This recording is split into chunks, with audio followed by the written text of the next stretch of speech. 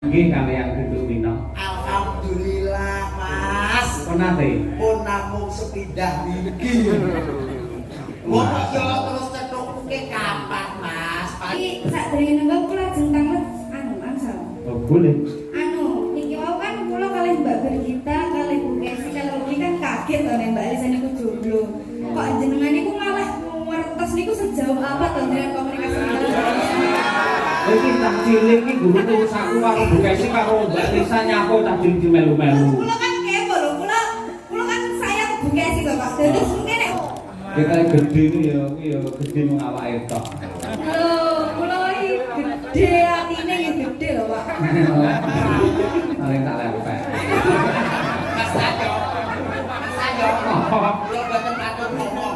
Lah napa? Wong jenengan kok persis kok.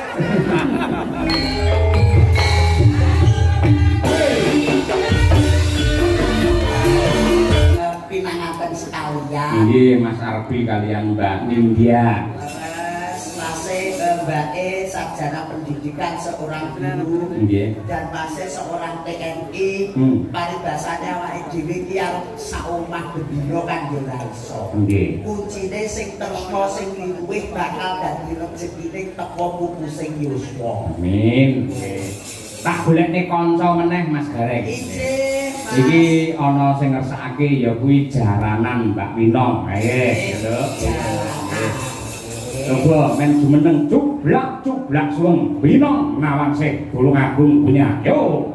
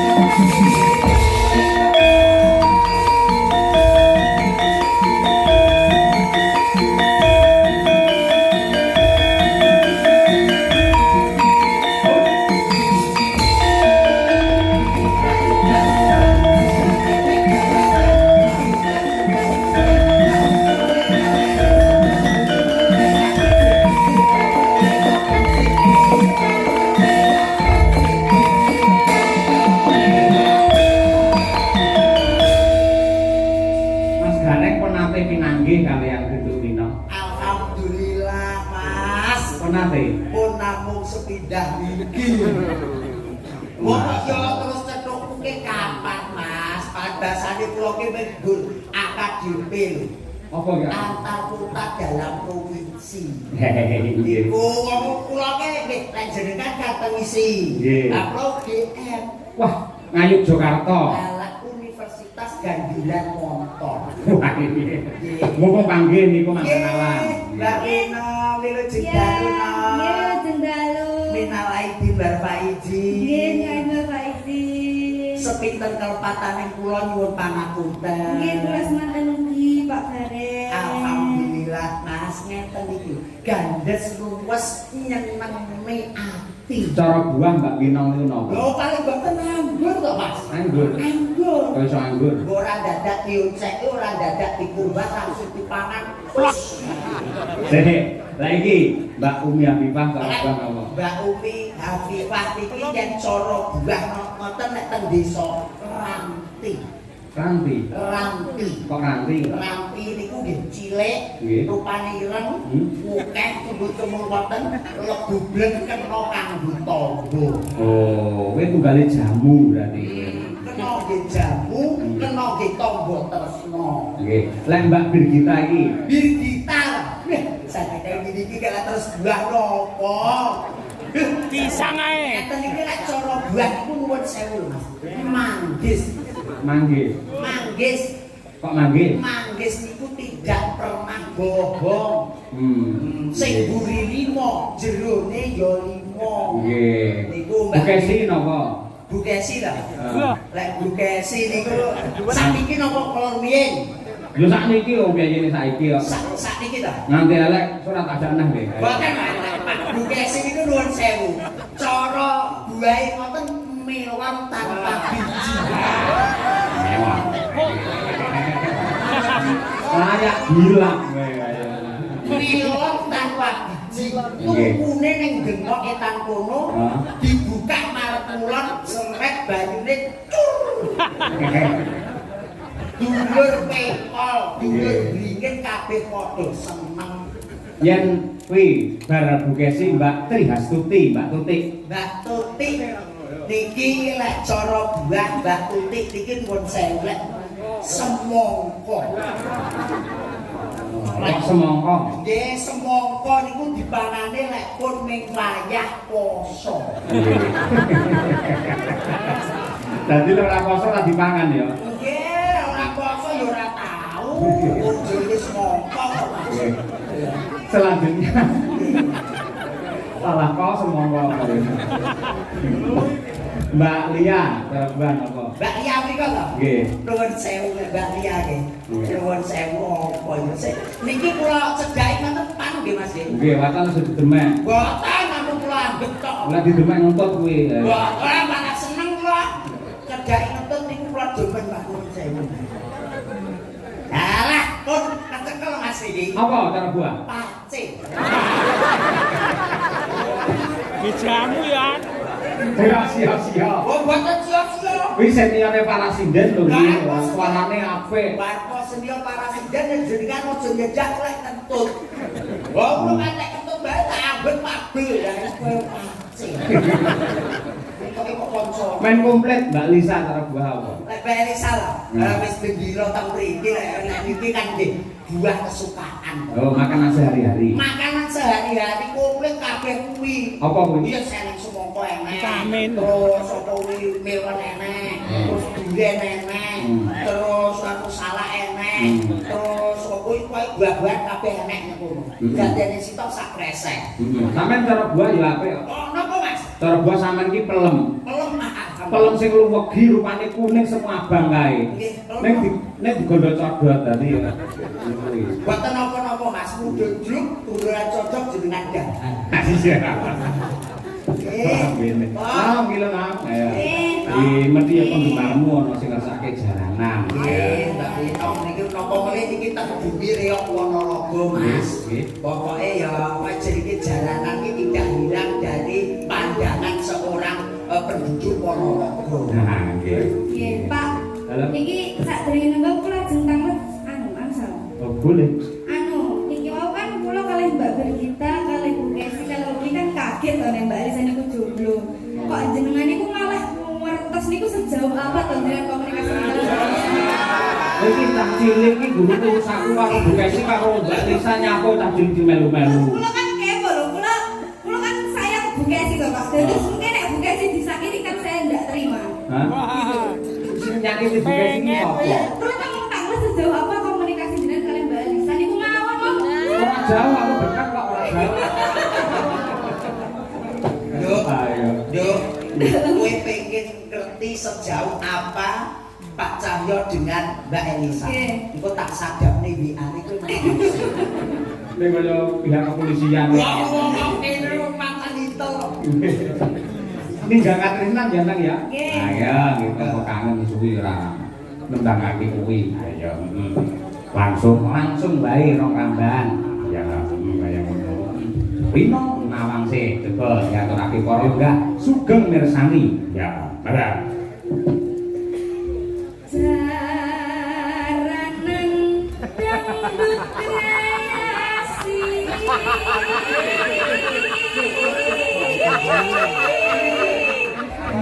Jadi janji ayu, suarane apik.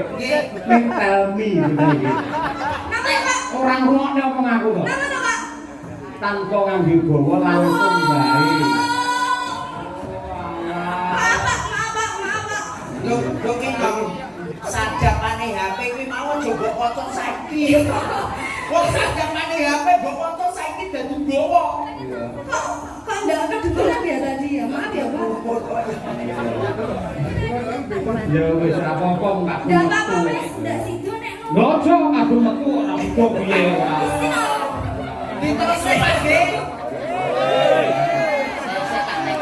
Saiki sing lenggah wae sing menghakimi. Pripun dibawani mboten, Pak? Lho bawa kuwi lho, wis diselamatkan. Diselamatkan. Iya. Iya. Pikirannya ya padha karo Mbak Elisa. Wis seprene randang untuk pacar. Jangan gitu lah Pak. Lah bocah bermangan. Kita gede itu ya, gede mengawake tok. Kula iki gede atine nggih gede lho Pak. Paling tak lepek. Mas Sajo. Mas Sajo. Kula boten matur ngomong. Lah napa? Wong jenengan kok persis kok. Ya dibatasi nang apa nang ayo. Dari kuwi aku menghindari bobo kuwi mergo mau tinggi karo Mbak Elisa Morondono. Ini ora apa-apa, cakepane kan beda. Beda. Kamu tuh Mbak mboten ngiru. Heeh. Tujune kuwi cara buah kuwi ya seger, paman cara buah kuwi pace tak pengin. Untung kowe mau ya Pak Wanggul. Agak diubah dan dilek wae. Gurih ana. Garinge ngawut anggur mau jane ngene. Ayo. Lha yo lek umi ki lek anggur. Ya wong sing sapene cilike wong teko pinggir dalan dipangati kan nggih repot to, Mas. Mending nggih jamu wae lek wis sehat iki dolan nang anggur. Iya. Dan nak apa-apa saya. Ayo.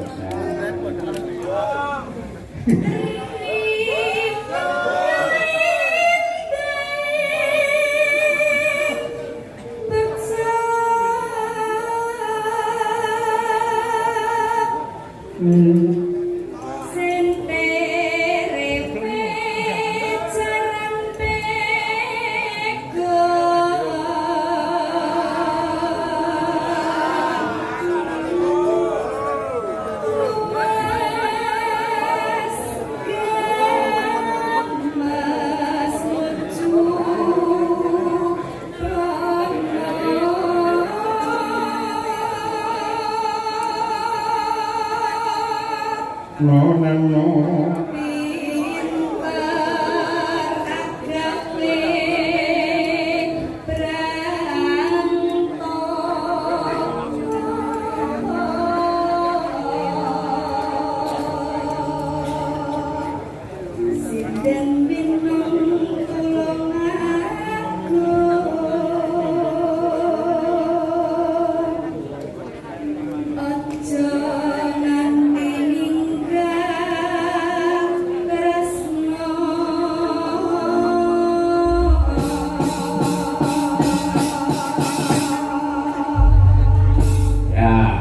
Menika dipaturaken dumateng Pak Jono Busri sing tebih saking Surabaya kraya tindak wonten ngaladen wingin Kauman Ponorogo. Kangen karo kanca-kanca Madangkara. Ya. Karmane panjenengane rung diaturake wis pirang-pirang taun. Tutut manggung ning nggon gara-gara wae. Ya. Ya Nduk, wino nawangse. Ya.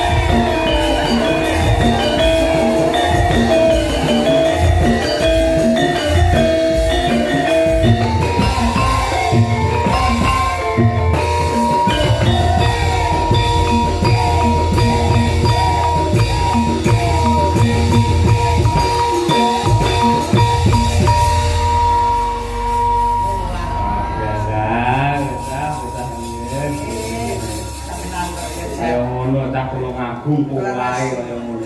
Oleh kok buklon iki teng mriko